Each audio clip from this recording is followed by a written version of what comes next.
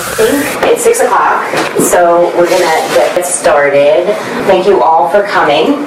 I want to introduce myself. I am Laura Kleinman. I'm a sales agent here at Compass, and the idea of us being here is to recognize that our family, or our parents in particular, are going to be going through changes in the future.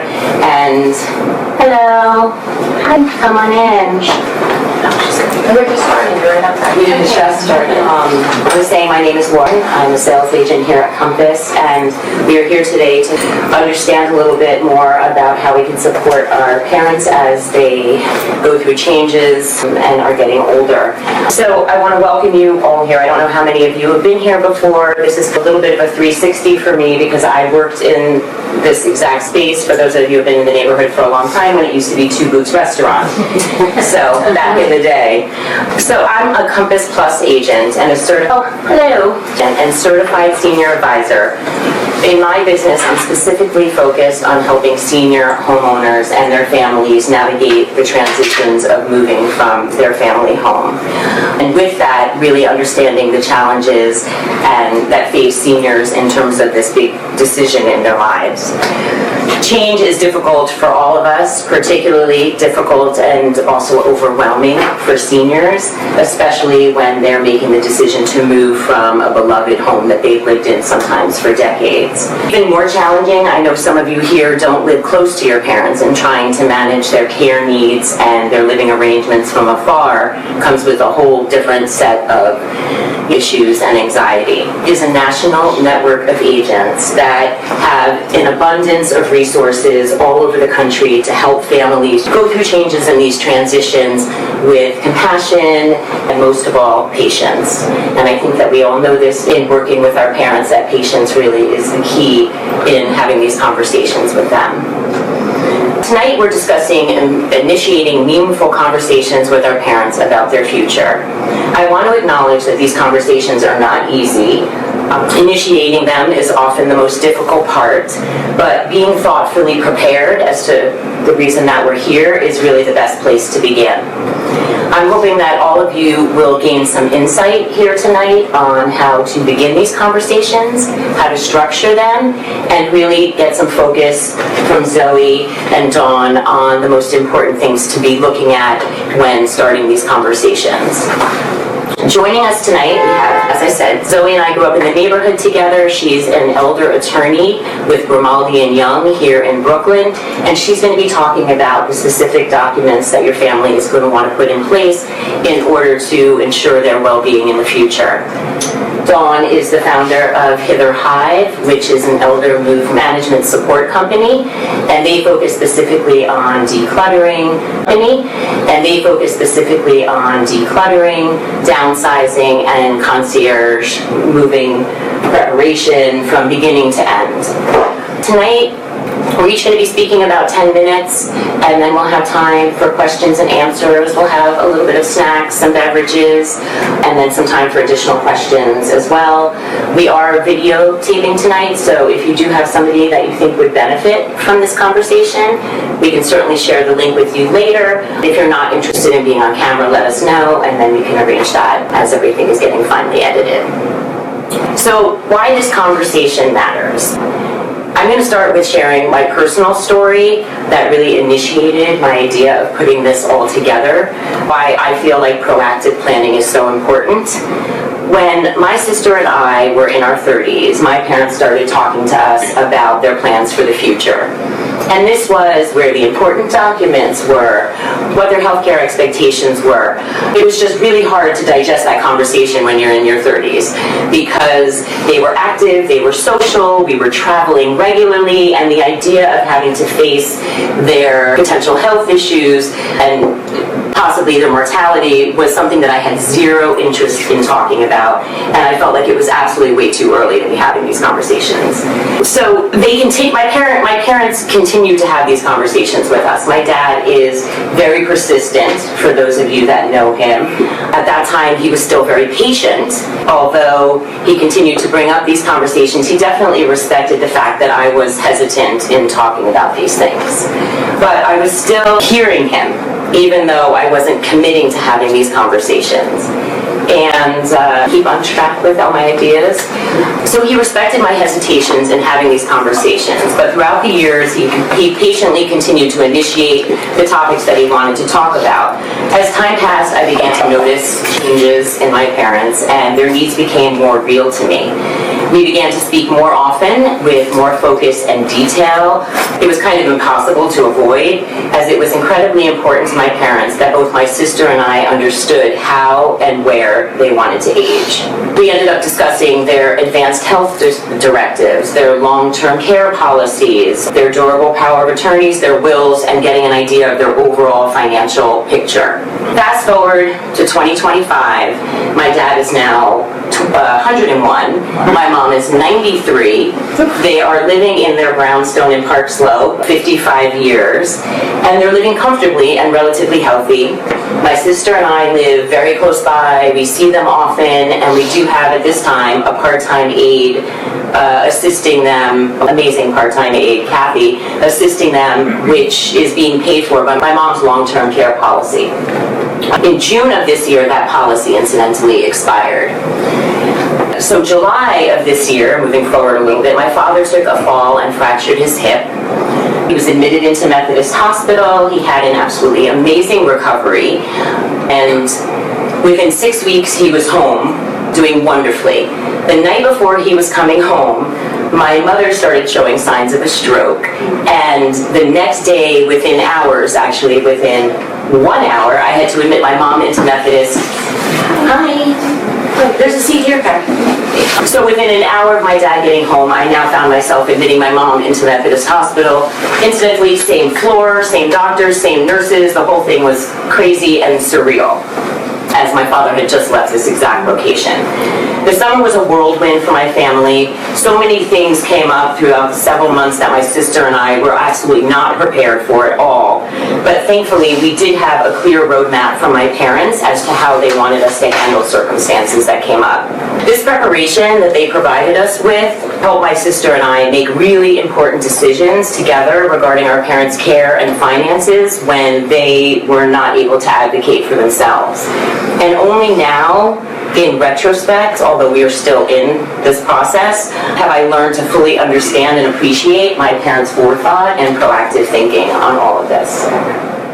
So why initiate this conversation now? And to me, the obvious reason is we're going into the holidays, we're going to be with our families, and it's a great opportunity to begin these conversations.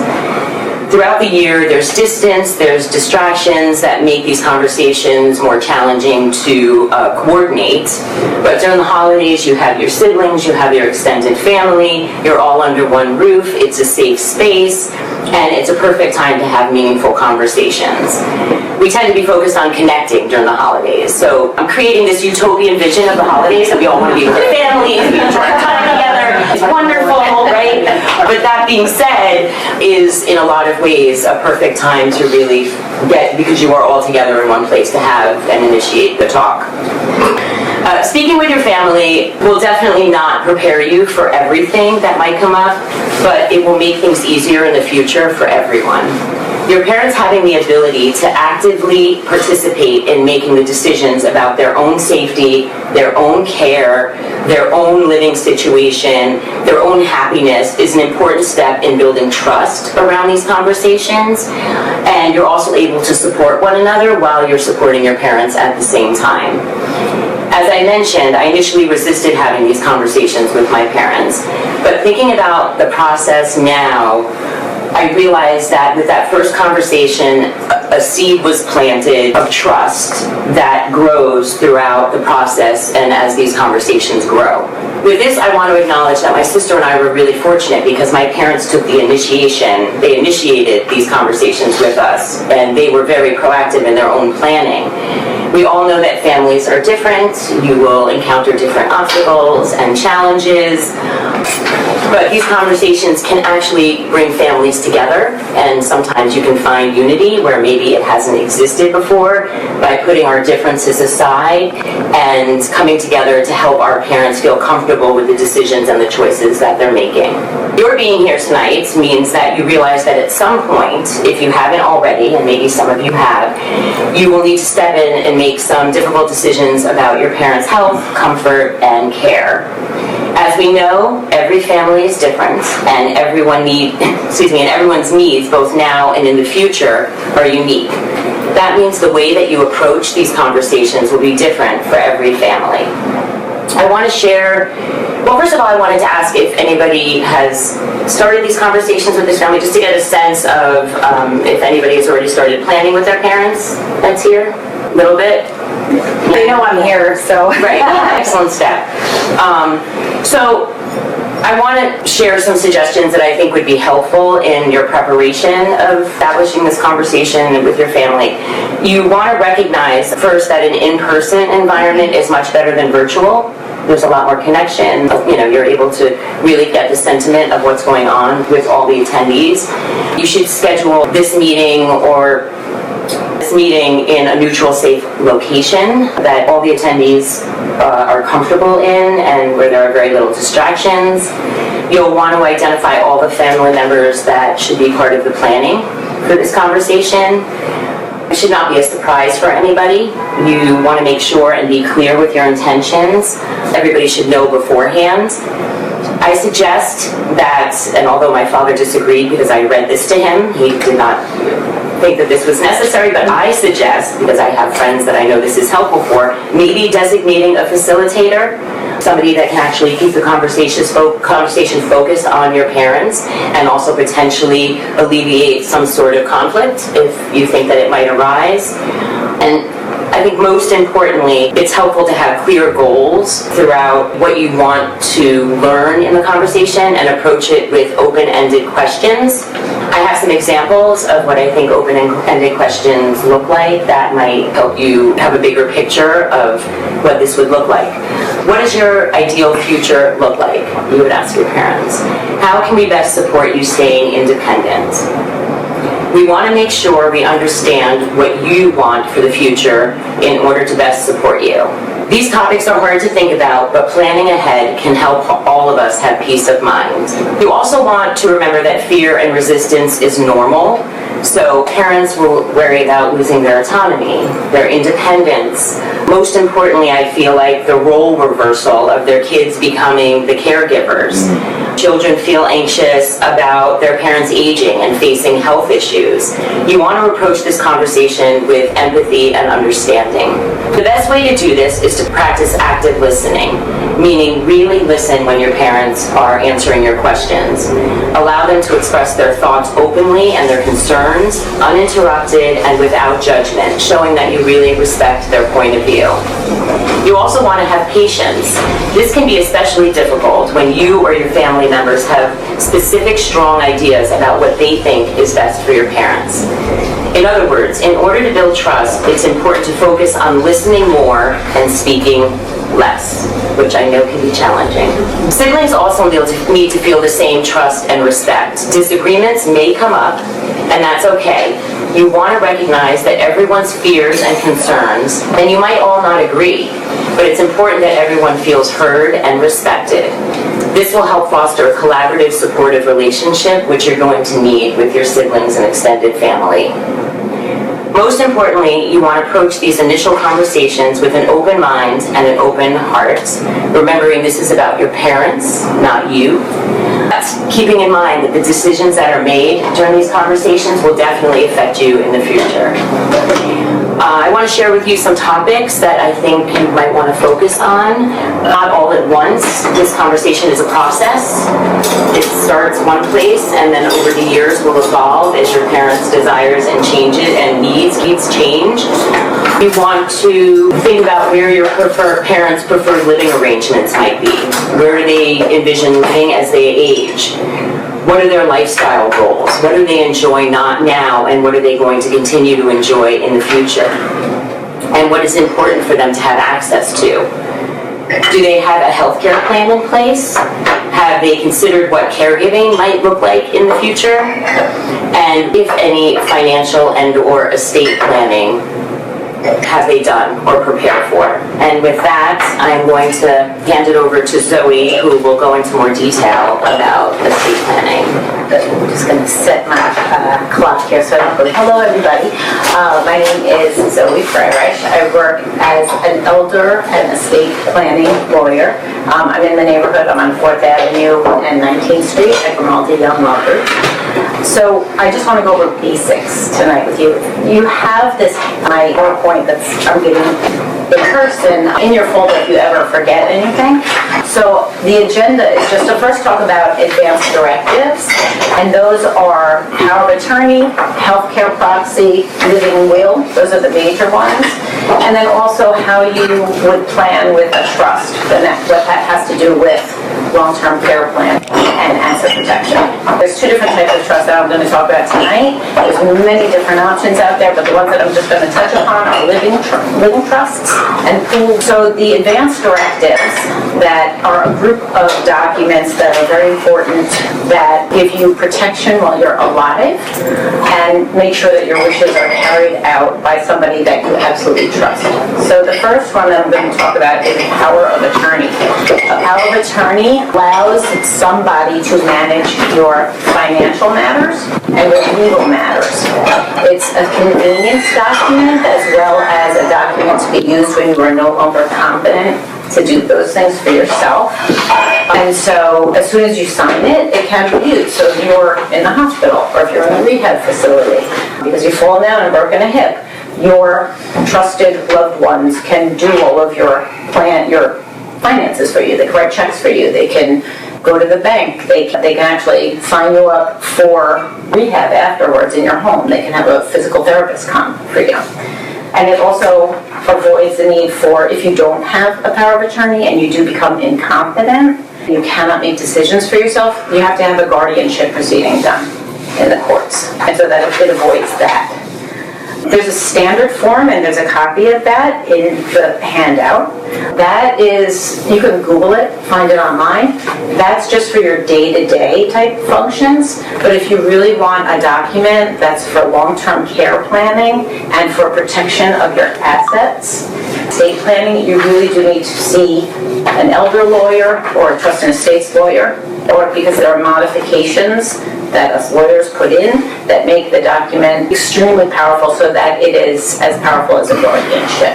So you really have to go to a professional to have that done. You cannot get those modifications online. In order for the power of attorney to be able to be created, the person who is the principal, the person signing it and giving the power to their agent, who is the trusted loved one, they have to be competent. So you have to do it before the person declines to the point that they can't understand what the document is anymore. And so I think everybody who's 18 years old should have one of these. It's a bearer instrument. If you don't feel comfortable with somebody having this kind of power over you now, you can hold on to it and then they can't use it. However, if you trust your people, it's better that they have this document in case something happens. With a power of attorney, you can have co-agents. So let's say your parents have both their kids as their agents. If one kid has to go away for 6 months on a sabbatical somewhere, the other kid can step in and do whatever while the co-agent is gone. Then the next one that I want to talk about is a healthcare proxy. Healthcare proxy is for somebody to step in and make healthcare decisions for you when you are unable to make them for yourself.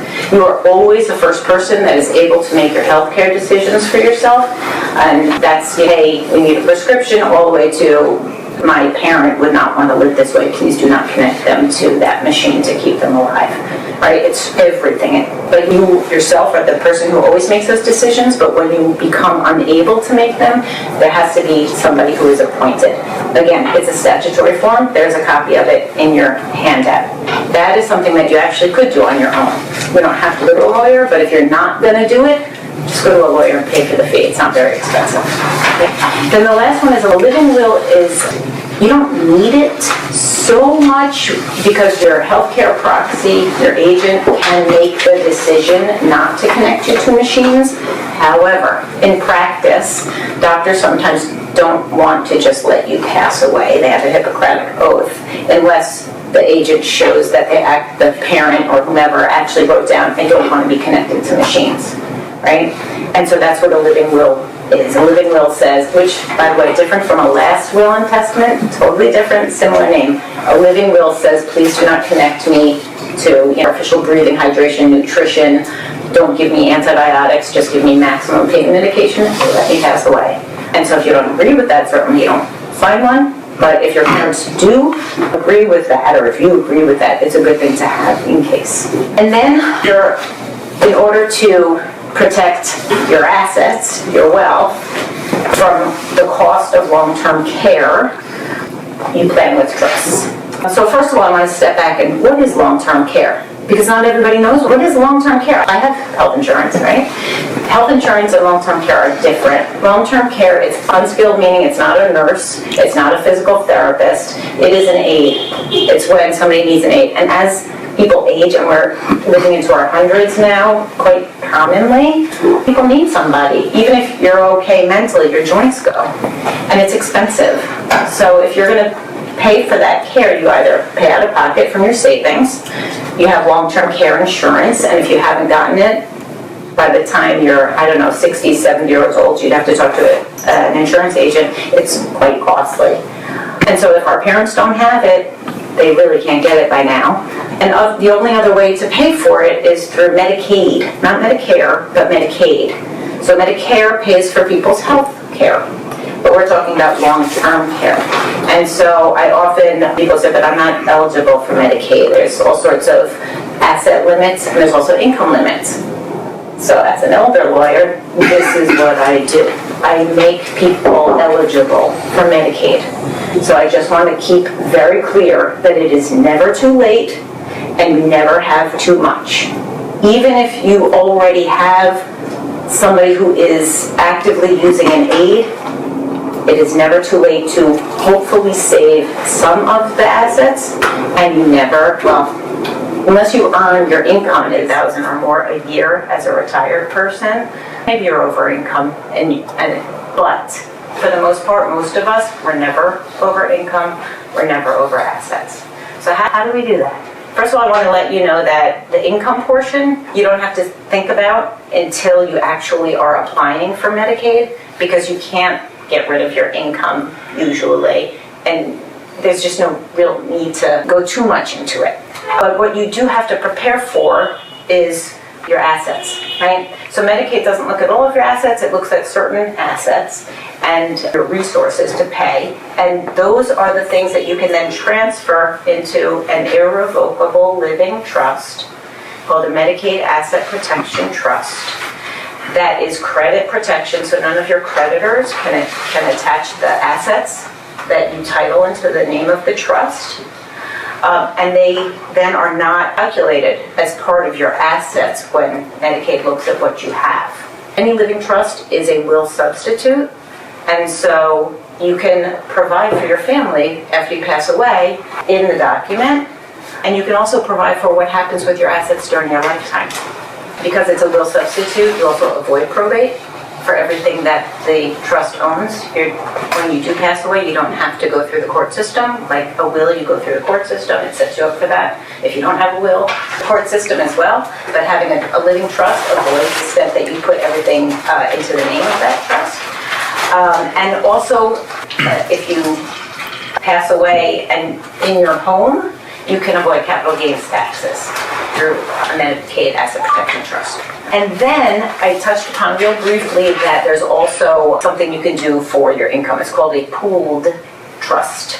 And real basically, when you apply for Medicaid, on your application, you let them know, I understand I make too much money, my income is too high. Currently, the income limit is $1,800 a month for one person. So most people earn more than that just in Social Security alone. So most likely you're going to have your parents are going to earn too much. And so what you say is, I understand that I'm over income. However, if you approve me, I'm going to put all my extra money into this pooled trust. And what you do is the pool trust company manages the extra money that every month you direct deposit into their trust account. And there's a ledger that's in your own name or your parents' name, and they can pull off of that money and pay for expenses that Medicaid does not pay for. So for example, if your parent has a special medicine that Medicaid doesn't cover, which through my work, there's a woman who needed certain medication that was $1,000 a month. Medicare didn't cover it. She has some extra money, so she pays for it out of her money that's kept away from those assets and accounts. So that's it. So if you need to talk to your parents about getting those things in place, if they don't have those in place, please see an elder law attorney. Trust and estates attorneys, it can help, but elder law is really what you want to go to if you have long-term care needs. I'm one of those attorneys, and there's many out there. Thank you. Great, thanks Zoe. Thank you everyone for coming tonight. Now I'll talk about the logistical parts of things. My name's Dawn.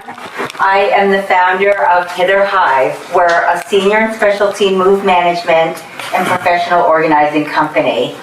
I founded my company to help older adults and their families when it's time to downsize out of their longtime home and go to assisted living, memory care, or even just a smaller apartment. So I'd like to start by getting a show of hands. How many parents live in the house you grew up in? So a good number, that's impressive. And for those of you whose parents have downsized already, who helped them with that process? Oh, honey. So you've started. Whatever your situation, you're not alone. Daily, we receive phone calls like this. My mother fell again and broke her hip. She can't navigate stairs. She has to move. Or my father's dementia has worsened. He has to go into memory care. So when we get calls like this, everyone's upset. Everyone's freaking out. The adult child, that's you, has a full career, raising kids of their own. They typically don't live right near their parents. And the older adult is freaking out because they're in pain and they don't want to move. No one wants to move. Everyone's dealing with the inciting medical incident, the legal paperwork, paying the medical bills, figuring everything out, and everyone's having an emotional breakdown. So if that's not bad enough, then what about all the stuff? The parents can't go through all the stuff because they are not physically able and they don't have the stamina. The kids don't want to go through the stuff because it's going to take forever and they don't know what to do with it. And the parents are afraid the kids are going to throw things away. So let me drop some numbers on you. The average house has 300,000 items. It takes, on average, adult children 9 months to clear their parents' home. So that's a long time. How can you make this easier? Well, you can start now. You can start decluttering now, before a medical crisis forces an emergency move. The way you sell your parents on this, because they're not going to want to do this, is you remind them that this is how they maintain control. They can downsize on their terms. They get to choose what they're going to keep, what will go with them, and what they want to give away or sell or try to donate. So they can make decisions at their pace. And if you haven't noticed, our parents' generation accumulated things. They have china, crystal, silver, figurines. You might have decorative plates on the wall, right? So they have their stuff. And then they have, undoubtedly, their parents' unedited collections of stuff that they just feel compelled to keep. And they probably have some of your stuff too. So a word to the wise, downsizing and decluttering, it's not just about moving stuff around and out of the house. It's very emotional. It's an emotional attachment to the stuff. When your parents look at a bowl, they don't see a bowl. They see the one-of-a-kind, beautiful piece of art they bought on vacation when they were in Florence. They see the Christmas ornament that you made them. They see the people they were, the people they thought they would become one day, and they go through a mourning process. So how do you begin? First of all, buy supplies. Buy boxes. Don't wait until Amazon delivers some ill-fitting box to your home. Just buy boxes. Get contractor bags, packing tape, Sharpies, Post-its. Having the right supplies encourages, start small. Set a timer for 15 minutes a day. Just tell your parents after dinner, pour yourself a glass of wine and set the timer 15 minutes. And maybe you can work your way up to 20 minutes, half an hour. We'll see how it goes.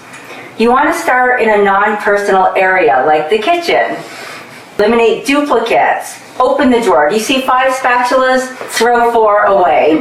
Is something worn or chipped? Get it out of there. Get rid of things nobody uses. There's stovetop pressure cookers. There's waffle irons that are a trip to the emergency room. Just get rid of those things. One thing to keep in mind, and tell your parents this, whether it's over the video or just over the phone or whatever. So the mantra, do you love it, use it, or need it? If they don't answer yes to one of these, then get it out of there. And you're going to hear excuses, so many excuses. Someone might need it. Well, then send it to that person. That costs money. That was sunk back in 1980 when you bought it. You might hear, I might need that someday. Well, when was the last time you used it? So just try to encourage them to keep going. In addition to decluttering, here are some ways to make the home safer. So let's talk about the bathroom. Everyone goes into the bathroom many times a day, and it's a disaster waiting to happen. Most falls happen in the bathroom. There's water. You're standing up, sitting down, standing up. So what you can do first is to install safety bars. These come in all different models and colors and designs now. So put them in the shower, around the toilet, around the sink, and even better, make sure they don't have to step into the shower. You're going to have to perhaps add a curbless shower, make it big enough so it can accommodate a wheelchair or maybe an aid. So put a little bench in there, a handheld shower head while you're at it. Another thing, you can clear the pathway. So we're out of the bathroom now. Clear pathways of anything, of stacks of books, of paperwork, of ceramic pumpkins and poinsettias. Just keep the entryway, any hallway, any staircases around the bed clear. Most senior moves are precipitated by falls. And as safe as a home is, there's usually a move in your parents' future. I do not recommend taking this on yourself.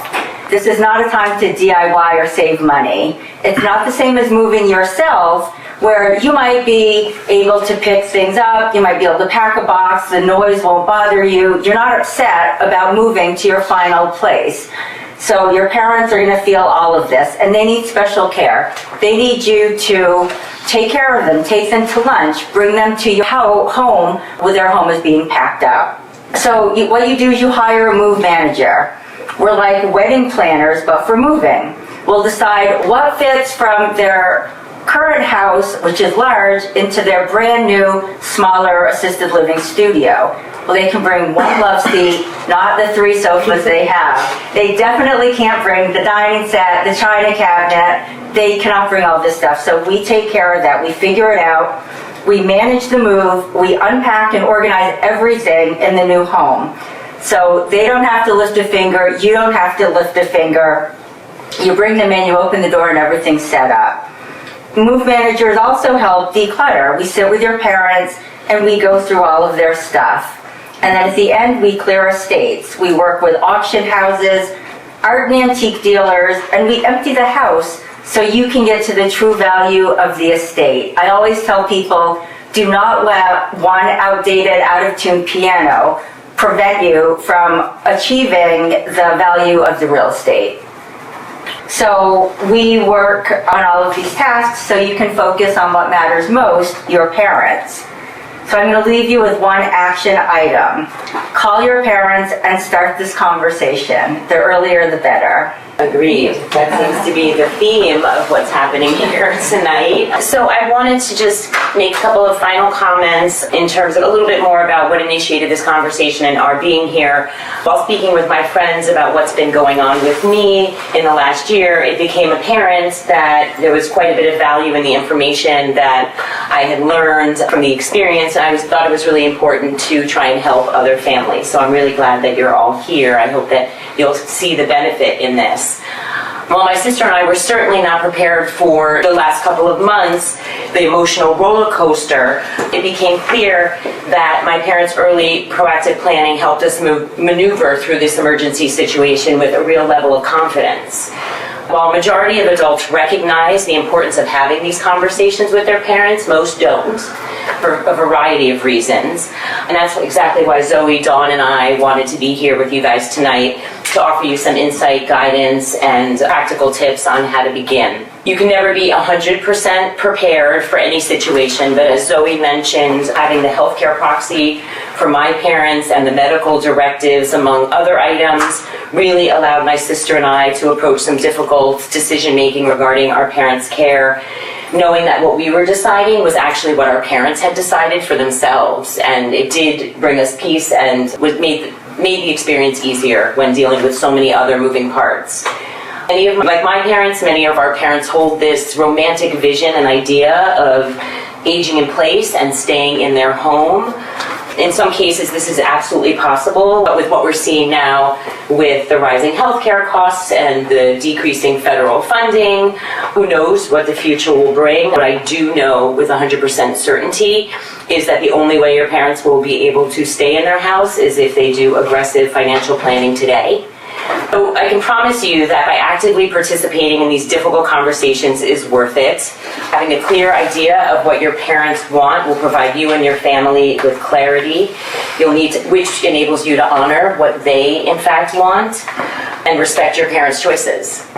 So you all have folders. I included in the folder a future presentation questionnaire. I hope that you can all figure it out. Fill it out, not figure it out. I'm sure you can all. But if you could fill it out, there's a lot of topics that we didn't have an opportunity to cover today. If there's something that you're interested in, let me know. I'm happy to host another presentation. On the table, I have some books that helped me create this presentation and formalize some other ways of speaking with my parents, along with some caregiving tips. I do also want to mention, I think Dawn mentioned it as well, you're not alone. There are a lot of private and public organizations, community, state, federal, that I have reached out to in the last couple of months that have been really helpful and supportive.